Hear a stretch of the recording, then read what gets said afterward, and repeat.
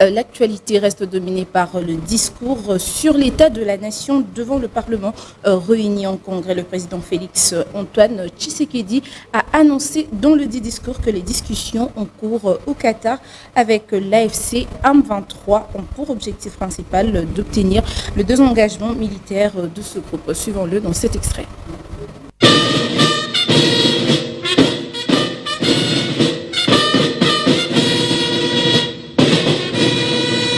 Le Parlement est convoqué en congrès. Les deux chambres se réunissent pour permettre au président de la République de prononcer son discours sous l'état de la nation, exercice 2025. Le président du Sénat, Jean-Michel Samaloukonde, indique que le quorum est atteint. Honorables membres du congrès et chers collègues, voici le relevé de présence à ce stade pour l'Assemblée nationale. Sur 500 députés qui composent l'Assemblée nationale, 427 membres sont présents. Pour le Sénat, sur 109 membres qui composent le Sénat, 97 sont présents dans la salle. Le quorum étant atteint, nous pouvons valablement siéger conformément à l'article 121 de la Constitution. Plusieurs secteurs de la vie sont abordés, la sécurité, la diplomatie, l'éducation, la santé, l'emploi, l'économie, bref, tous les secteurs sont abordés. Parlant de la situation sécuritaire dans la partie orientale, le chef de l'État a épinglé le pourparler de Doha qui se déroule au Qatar.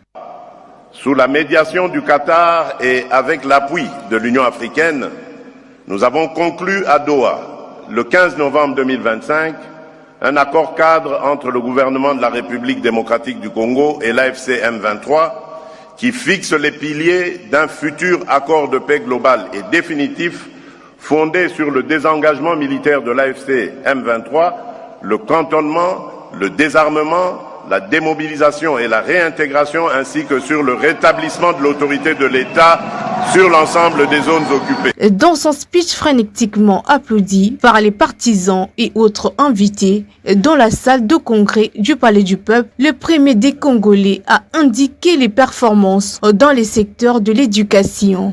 Nous avons consolidé la gratuité de l'enseignement primaire et amélioré de façon tangible les conditions de celles et ceux qui l'apportent au quotidien, les enseignants. Ainsi, le gouvernement a accordé un supplément de 100 000 francs congolais sur le salaire de chaque enseignant. Nous avons investi massivement dans les infrastructures scolaires. 1384 écoles ont été construites à travers le pays.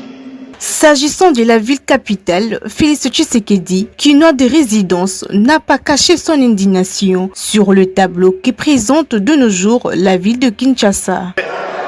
À Kinshasa, je ne peux ignorer l'une des épreuves les plus visibles du quotidien. Des embouteillages devenus monstres.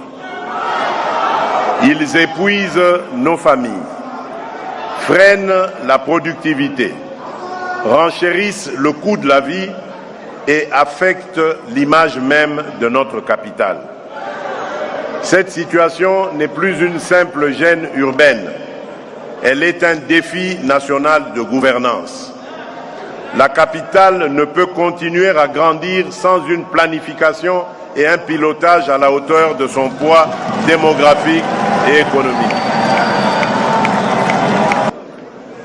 J'évoquerai avec la même gravité l'ampleur du défi d'assainissement, l'insalubrité, l'obstruction des caniveaux,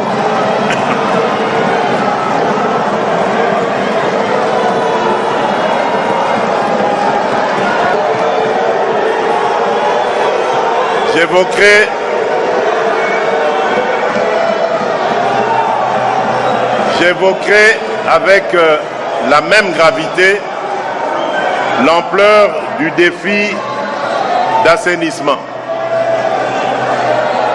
l'insalubrité,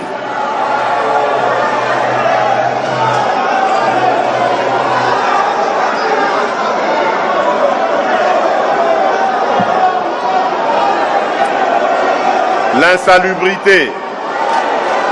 S'il vous plaît. Le président de la République n'a pas seulement vanté ses performances, mais a aussi reconnu quelques failles qu'il a promis de remonter pour l'intérêt de la République.